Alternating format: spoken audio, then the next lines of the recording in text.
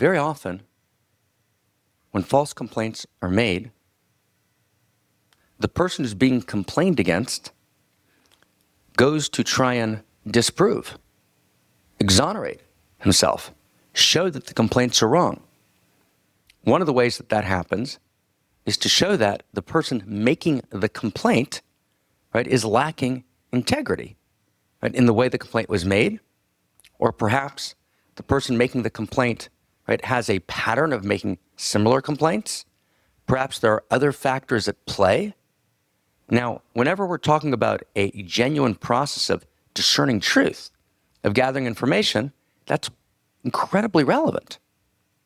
But what's happened is a new word has entered culture: victim shaming. Now, victim shaming is a beautiful new word. And its appropriate application is, for example, a woman who complained correctly, who screamed to high heavens, as she should, because she was terribly violated in the horrific crime of rape.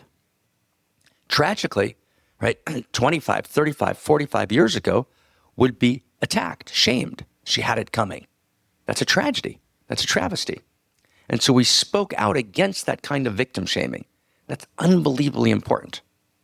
At the same time, victim shaming is being used, right, as a veneer to protect false complainants, right? So if someone suffers false complaint, and then that person critiques the integrity of the complainer, then he's called a victim shamer, because the assumption is that the person complaining is telling the truth, therefore they must be a victim, therefore any critique of them is victim shaming.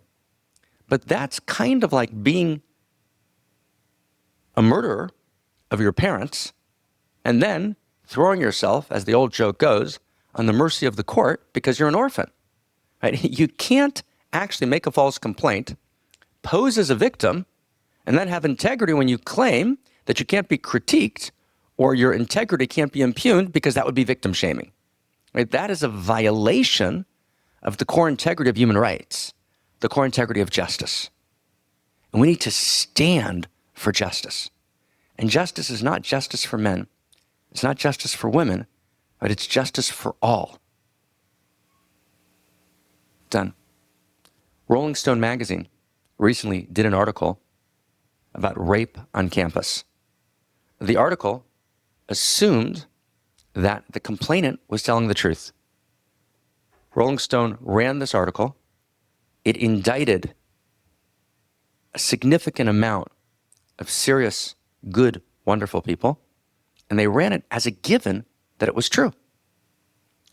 The Duke lacrosse case, right? 140 professors, right, signed a condemning petition against the lacrosse players, 3 young men.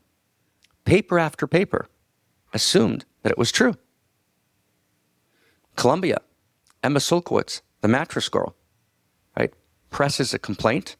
A number of her friends join the complaint, right? It's all over the papers. Everyone assumes that it's true. The list goes on and on, right? When you actually check the literature, we realize that there's a hidden growth, growing in exponential terms, right, of false complaints. And one of the justifications for false complaints is the feminine is angry. The feminine is angry. That's important. We need to honor that anger. The feminine has suffered, right, for 2,000 years from patriarchy. That's important.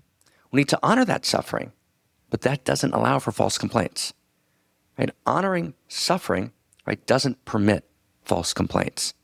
Only justice, right, has place, right, in an authentic system of integrity and goodness.